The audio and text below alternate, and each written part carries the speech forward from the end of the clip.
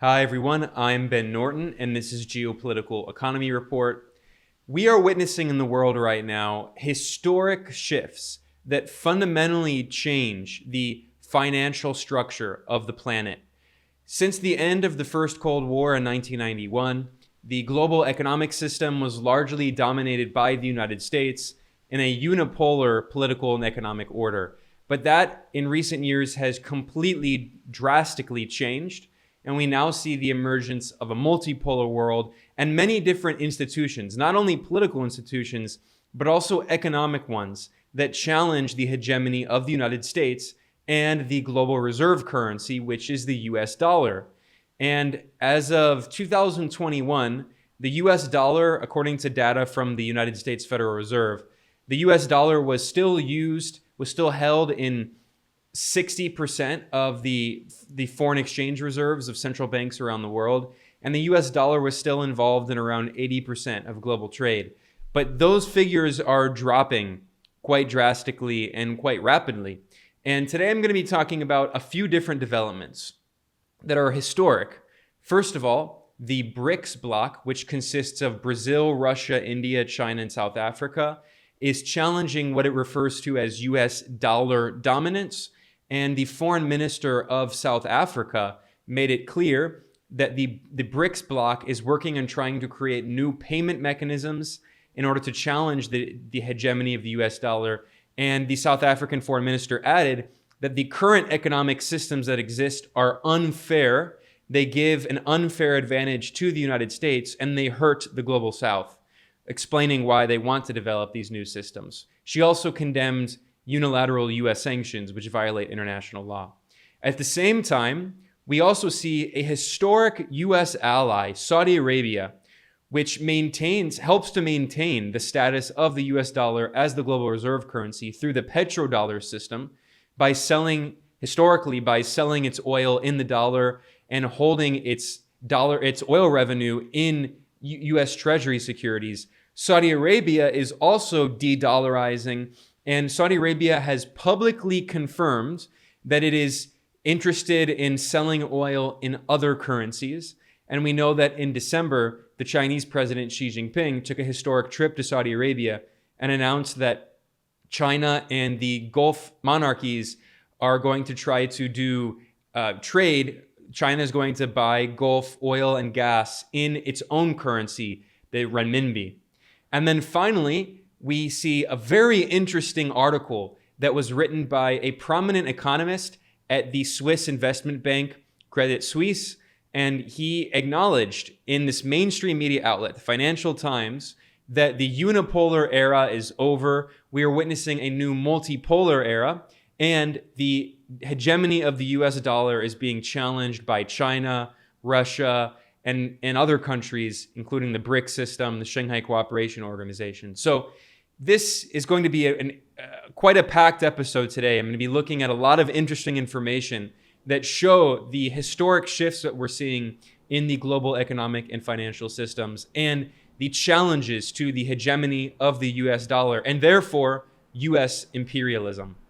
As always, I have links to all of the sources I discuss in this episode today in an article in the description below, and that is over at geopoliticaleconomy.com.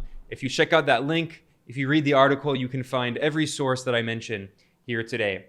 And I'm going to start by looking at comments that were made by South Africa, which is a member of the BRICS bloc, consisting of BRICS, Brazil, Russia, India, China, South Africa.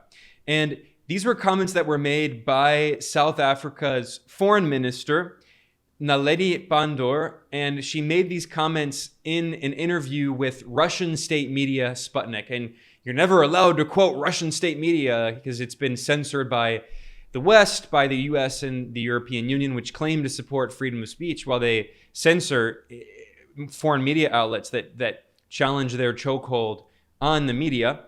And so this interview that was conducted with the South African foreign minister with Russian media was completely ignored in the Western press, but it was extensively reported on in the Indian media. So this is an article from the Business Standard, which is an Indian website. And it notes that the BRICS system created a new bank called the New Development Bank in 2014, and that was a challenge to the US-dominated World Bank. And the World Bank is known, it's infamous in the Global South for trapping countries in debt, and then the US government imposes political conditionalities and forces governments to impose the so-called Washington Consensus, which consists of neoliberal economic reforms, including mass privatizations, selling off of state assets, cutting workers' protections, cutting minimum wage, cutting health and education spending. So the New Development Bank was created by the BRICS system in order to provide new sources of finance for the Global South that don't have the same political conditionalities of structural adjustment that the US imposes. And in this interview, the foreign minister of South Africa, Naledi Pandor, she said, quote, "We have always been concerned by the fact that there is a dominance of the dollar and that we do need to look at alternatives." And then she says, "The systems currently in place tend to privilege very wealthy countries and tend to be really a challenge for countries such as ourselves, which have to make payments in dollars, which costs much more in terms of our various currencies."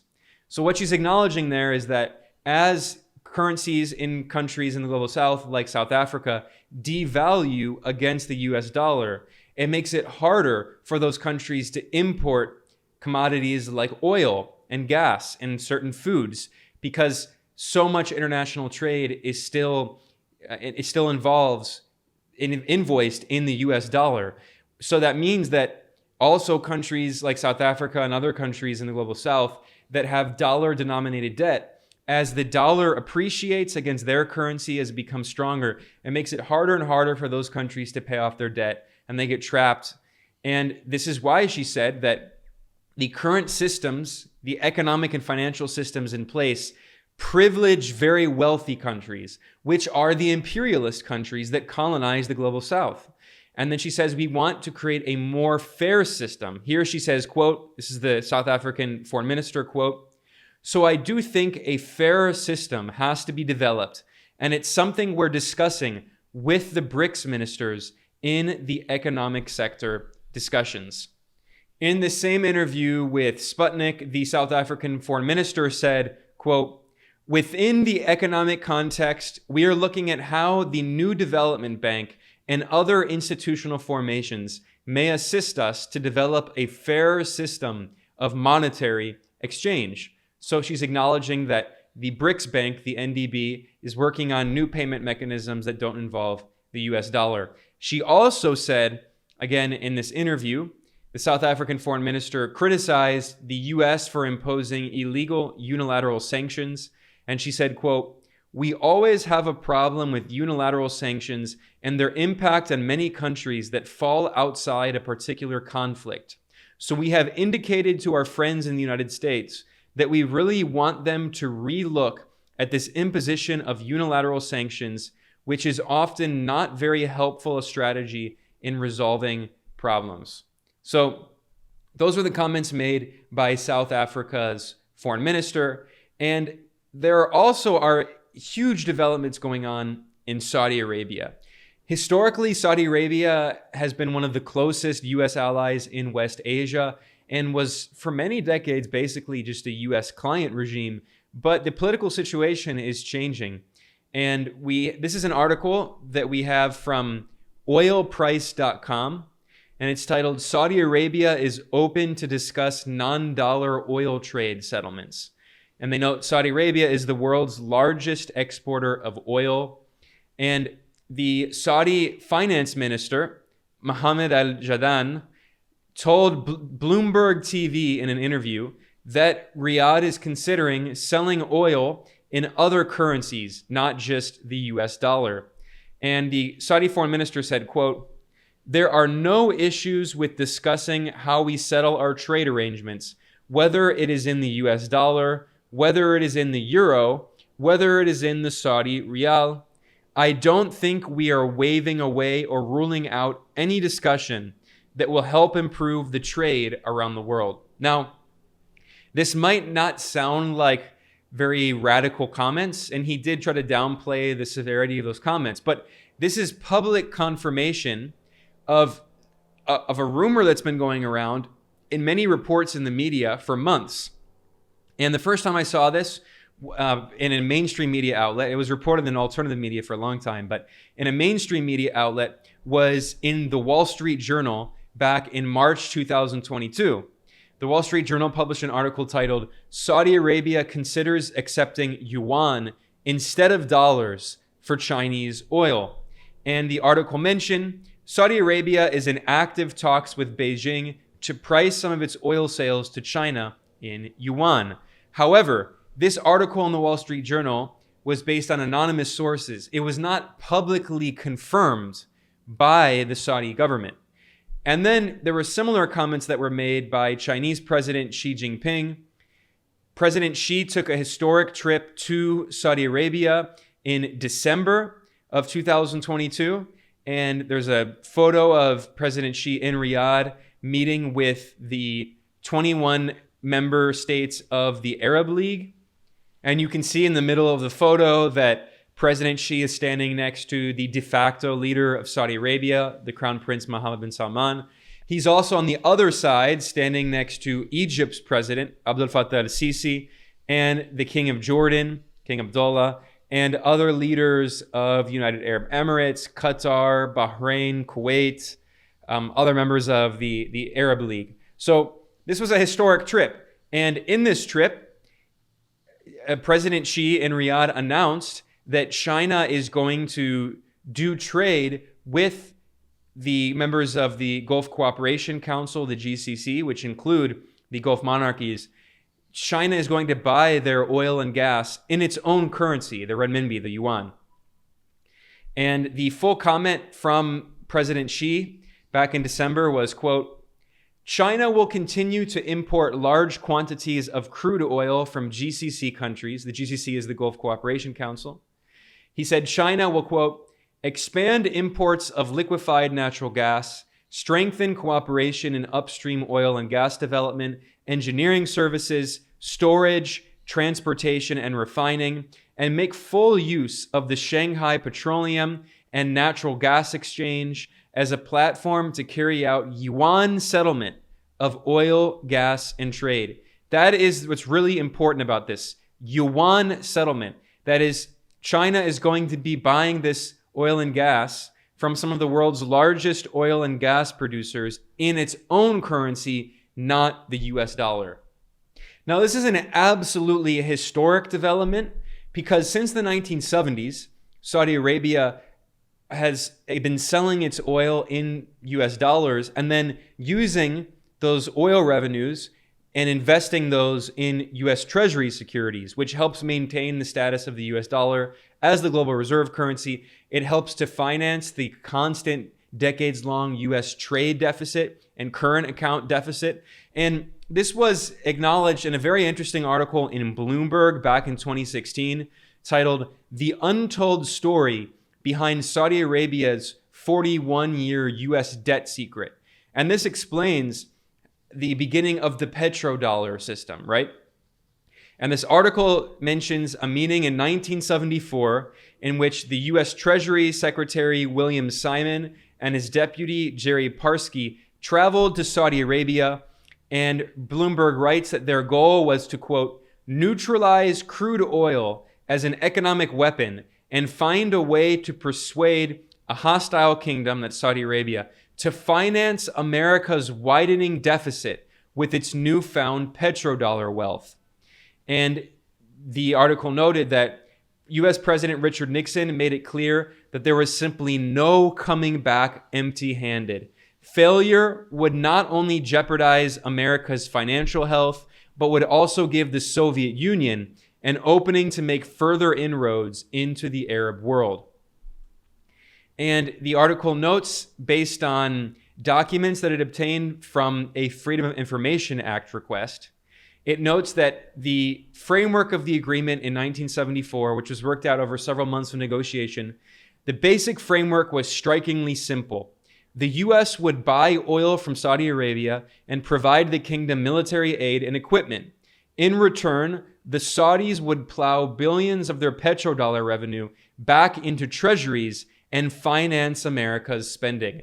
And that is what's so significant about this. It's not only about the fact that Saudi Arabia helped to maintain the hegemony of the US dollar as the global reserve currency, but it also, by selling oil in the US dollar, but also by investing those dollars that it made from its oil sales in US Treasury securities, it helped maintain consistent demand for US Treasury securities, and it helped the United States maintain this constant trade deficit and current account deficit, which now could be, I mean, if the petrodollar is going to be challenged, the US can no longer have this free lunch where it constantly imports way more than the rest of the world and basically can run any kind of deficit it wants, which is always a military deficit. It's not a deficit because it's spending on, a welfare state for working people or for healthcare or for education. The US is decidedly not doing that. It is a military deficit because the US spends over $1 trillion a year on its military budget. I mean, now it's on the books $850 billion, but everyone knows that when you actually add in other costs, it's actually more than $1 trillion. And that's just the spending on the books. I mean, the Pentagon has failed every audit that it's ever tried to do. There is tens of trillions of dollars of unaccounted spending by the Pentagon. And the reason the US can do that is because the US dollar is the global reserve currency, and because historically, countries would invest those dollars in US Treasury securities. But now, fewer and fewer central banks around the world are interested in doing that. And as I've mentioned in some of my analysis here, I'll link in the description below to an analysis I recently did about China's central bank investing more in gold reserves, and also the Russian central bank investing more in gold for its foreign exchange reserves, and fewer countries buying Treasury securities. That means smaller demand for US Treasury securities. And on this point, I want to give credit to the excellent financial analyst Luke Groman of FFT, Forest for the Trees. You can find his channel over at YouTube. He made a really good point about how by China being able to buy Saudi oil and Gulf gas in its own currency, the renminbi, that means that China has less of a need for dollars. And it also provides another way for China to maintain the exchange rate between the yuan and the dollar. And that means that if China wants to be more competitive, it can slightly devalue its currency by changing the percentage of oil and gas it buys in dollars versus renminbi. And if it wants the yuan to increase in value, to increase purchasing power and domestic consumption, it can once again change that accordingly. And Luke Groman made another really good point here. Now, I just want to actually read what he said because it's a brilliant point, and I agree with his analysis. He pointed out that also if China is able to import Gulf energy with its own currency as opposed to the US dollar, he says that this structurally reduces China's need for treasuries going forward. And Luke pointed out that China's central bank basically hasn't been investing in hasn't bought net treasury securities from the United States really since 2011 or 2012. So we see that, as he put it, China's need to hold dollars, i.e. treasuries, shrinks structurally. And this is a slow change, but it's happening more and more quickly if China has the ability of importing oil in its own currency. And Luke Groman pointed out that this has major implications on monetary policy in the United States. And he said, what it means is I'm quoting from him here, from his great analysis, if the Federal Reserve doesn't print the difference between what foreign countries like China used to buy and what they no longer need to buy because they don't need to store as many treasuries, that means the dollar goes to the moon and treasury yields start going up, which is exactly what we started seeing in 2021. So these are absolutely historic tectonic shifts.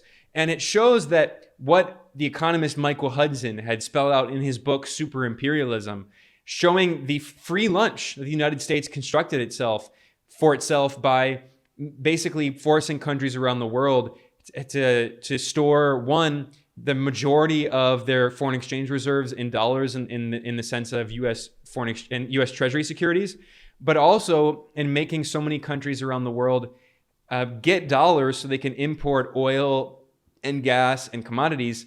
If they no longer need to do that, and there's less of a demand for the US dollar, the exorbitant privilege of the US dollar can no longer be maintained. And that means that this fundamental, free lunch that US imperialism economically has been predicated on no longer exists. It loses, it loses the free lunch. The rug is pulled out of under it. And finally, this brings me to the last thing that I wanted to discuss today, which is an incredible article over at the Financial Times, an op-ed by a brilliant economist, Zoltan Pozsar, who's a Hungarian economist who works at the major Swiss investment bank Credit Suisse.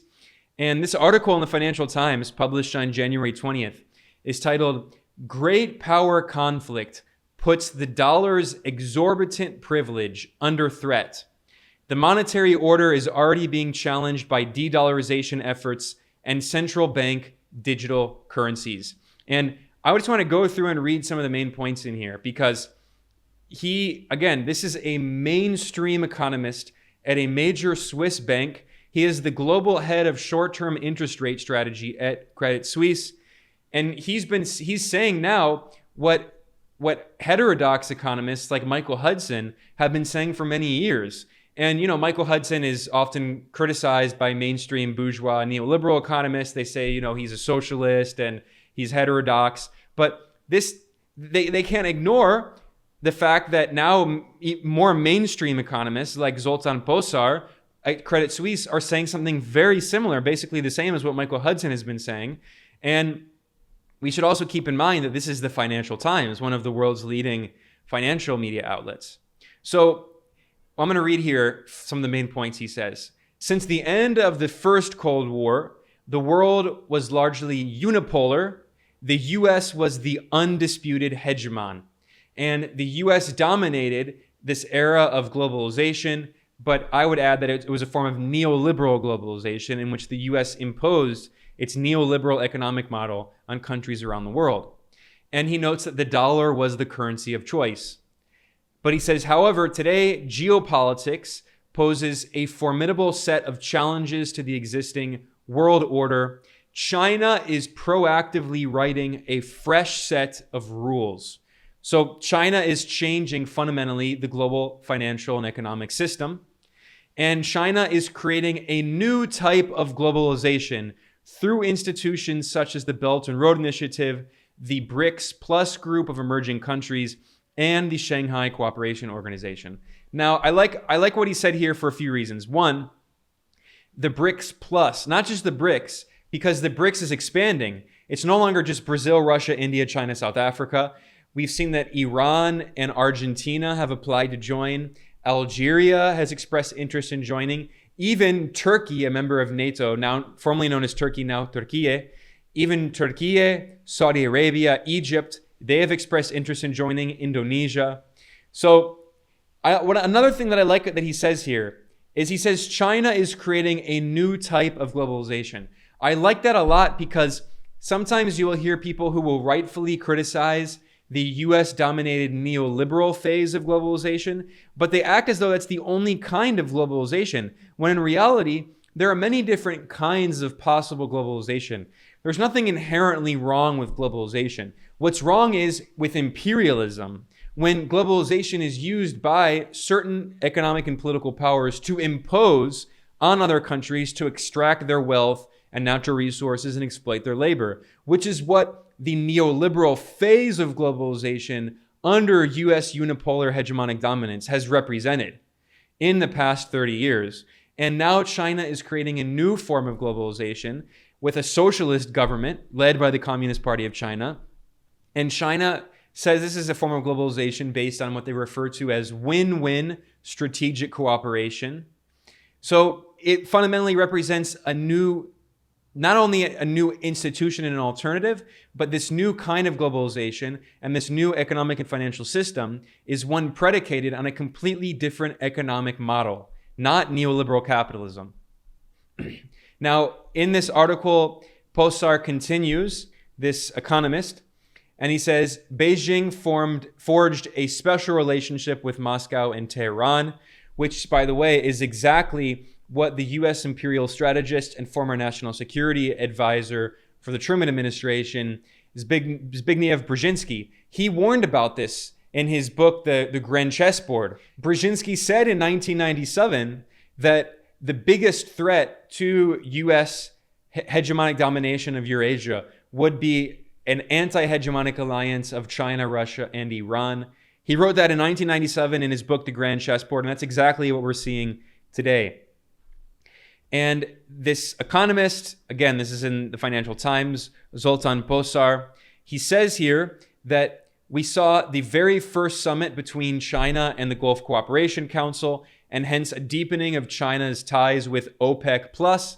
And OPEC Plus includes the oil exporting countries along with Russia, which is not technically a member of OPEC. And then he says what this is leading to is one world, two systems. It's another very clever observation. And he's referencing one country, two systems, which is the term that China uses to refer to the system that it has with Hong Kong, which was a British colony until the 1990s. And then after the end of British colonialism and the reintegration of Hong Kong into the People's Republic of China, it was allowed to maintain its economic system, which is really just a neoliberal capitalist system.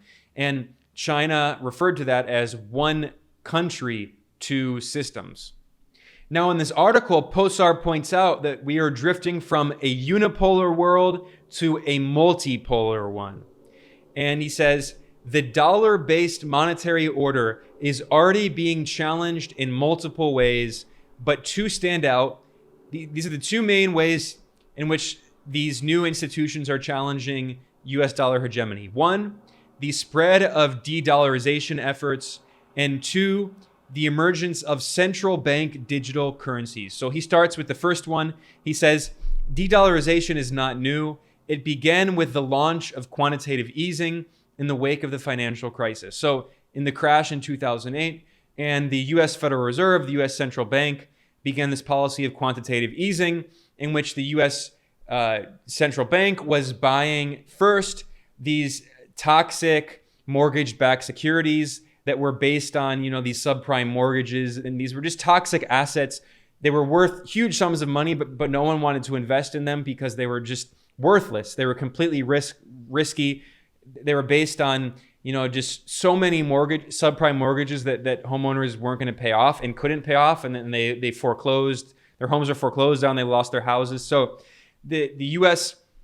Federal Reserve began buying up all of these toxic assets, and then it just began buying huge sums of treasury securities. And what that meant is that current account surplus countries, that is countries that export more than they import, and that includes not only countries like China and Russia, but it also includes even Western allies like Germany and the Netherlands, which consistently export much more than they import, because basically, the current account surplus countries are countries that export commodities like oil, gas, or they're major industrial powers like China and Germany. And what that means is that as the US Federal Reserve was carrying out quantitative easing at the estimate of, trillions of dollars worth of assets here, what that meant is that countries with current account surpluses were having negative real returns on their savings. That is to say, they were losing money when they were investing in treasury securities because the interest rates were so low. And so what that meant is that de-dollarization started to pick up. And he points out that in the past year, China and India have begun paying for Russian commodities in renminbi, Chinese currency, in Indian rupees, and also in the currency of the United Arab Emirates, which is the dirham. India has launched a rupee settlement mechanism for its international transactions. Well, that's for its trade with Russia. So Russia and India are doing trade with each other involving Indian rupees and Russian rubles. And China has asked Gulf Cooperation Council countries to make full use of the Shanghai Petroleum and Natural Gas Exchange for the renminbi settlement of oil and gas trade over the next 3 to 5 years. And with the expansion of BRICS to beyond Brazil, Russia, India, and China, and also South Africa, he doesn't mention, the de-dollarization of trade flows may proliferate. He argues that central bank digital currencies could accelerate this. more than half of the world's central banks are exploring or developing the use of digital currencies. And the emerging network of central bank digital currencies, this network, which is enforced by bilateral currency swap lines. And I talked about that in a separate episode I did about China and Argentina doing currency swap lines. And also China is doing this with Pakistan and Sri Lanka and other countries that suffer from high rates of foreign currency denominated debt.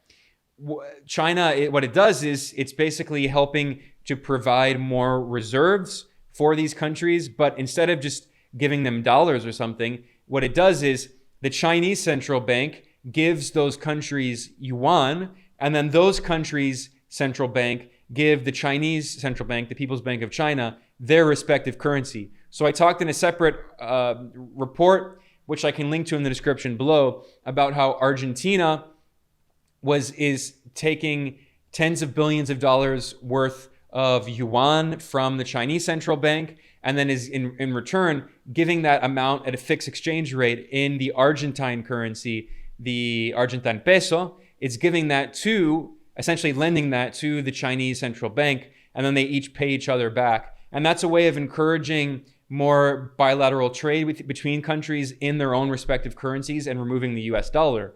So Pozsar points out in his article here that this new network of central bank digital currencies will enable central banks in the global south and also in the east to serve as foreign exchange dealers to intermediate currency flows between local banking systems, all without referencing the dollar or touching the Western banking system. And this is a brilliant point.